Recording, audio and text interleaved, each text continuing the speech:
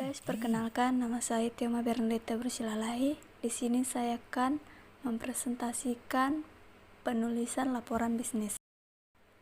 Pengertian laporan bisnis. Laporan bisnis adalah sebagai suatu pesan yang objektif dan tersusun teratur yang digunakan untuk menyampaikan informasi dari suatu bagian organisasi atau dari satu institusi atau lembaga ke lembaga yang lain untuk membantu pengambilan keputusan dan pemecahan masalah.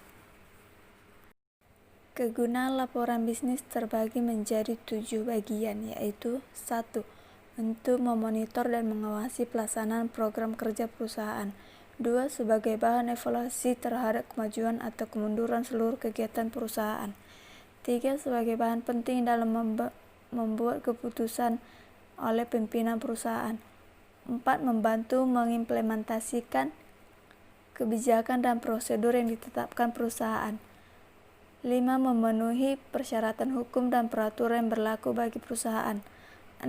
Mendokumentasikan prestasi kerja untuk kepentingan internal dan eksternal. 7.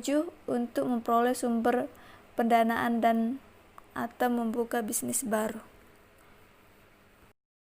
Penggolongan laporan bisnis terbagi menjadi 8.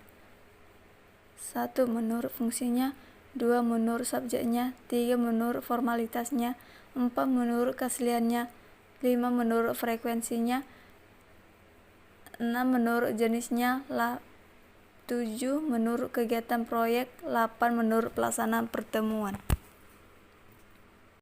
Penulisan laporan bisnis. Berikut ini merupakan persiapan langkah-langkah untuk menuliskan laporan bisnis, antara lain sebagai berikut.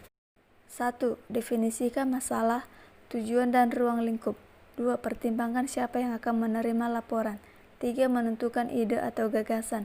4. Mengumpulkan bahan yang diperlukan. 5. Menganalisis dan menafsirkan data. 6. Mengorganisasi data dan mempersiapkan kerangka akhir.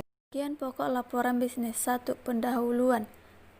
2. Teks. 3. Penutup. Cara menyusun tubuh laporan bisnis terbagi menjadi 2. 1. Cara deduktif.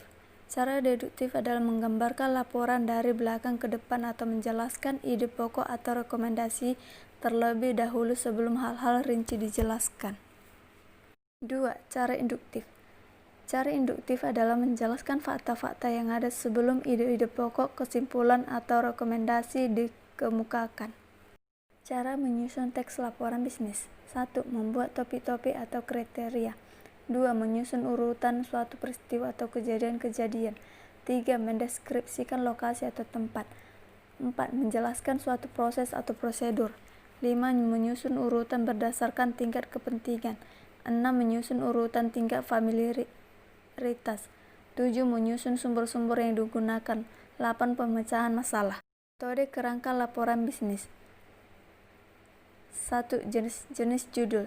Jenis judul dapat digolongkan menjadi judul topik, judul kalimat lengkap, judul kalimat imperatif, dan judul varian. 2. Format kerangka. Untuk kerangka pendek lebih baik memilih format yang sederhana dan simpel. 3. Paralelisme dalam judul. Semua judul harus paralel, artinya mempunyai tingkat yang sama dalam setiap bagian kerangka.